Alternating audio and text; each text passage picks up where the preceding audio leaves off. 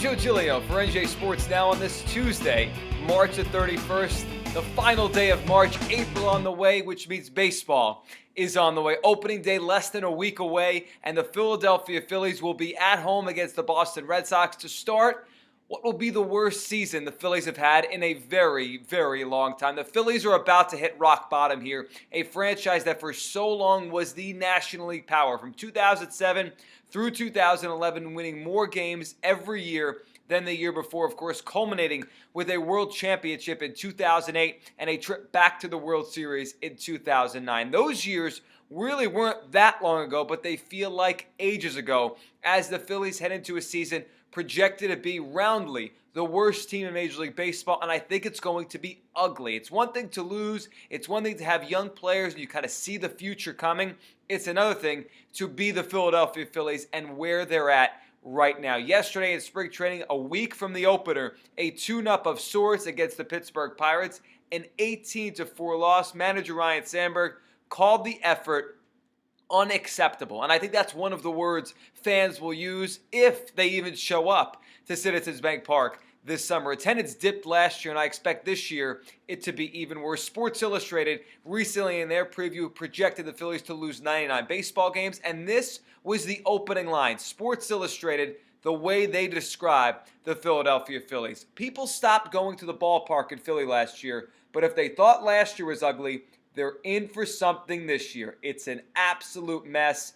The front office is in denial. And folks, that's the problem here. The front office, led by Ruben Amaro Jr., did not see this coming. They let it permeate, and now we're at the point where the Phillies are years away from getting back on track, years away from turning a corner. They should have started this rebuild process at least 1 year ago, if not two. And now the Phillies come into a season really without much hope for anything. Really, if you're watching the Phillies this year, it's only for a couple of reasons. To see when and if Cole Hamels gets dealt, what they get back for one of the top 10 or 15 pitchers in all of baseball, and to see how much longer guys like Ryan Howard and Chase Utley actually stay in Philadelphia Phillies uniforms. Howard, they would move for a turkey sandwich tomorrow, and when it comes to Chase Utley, if he would be, open to a deal, the Phillies would love to move on from him.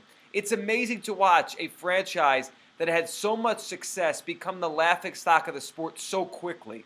Every team has ebbs and flows. Every franchise, as good as you are, as bad as you are, will go through rough times. But for the Phillies to go to the top of the mountain, to the way bottom of the sport in such a short period is remarkable. And really, I know they didn't win the World Series past 08, but they kept ascending. They went more wins in 09, 10, 11, culminating 2011.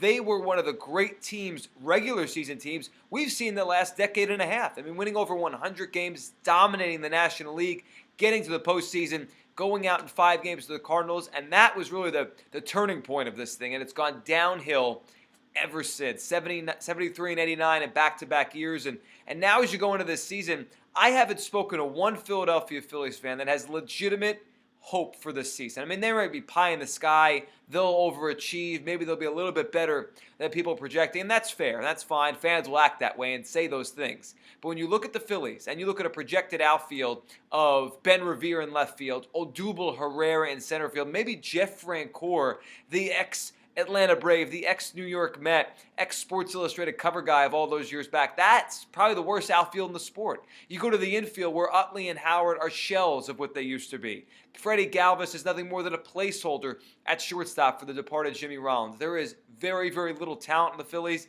There's very little talent coming, and there's a very, very long summer ahead for the 2015 Phillies. I'm Joe Giglio for NJ Sports.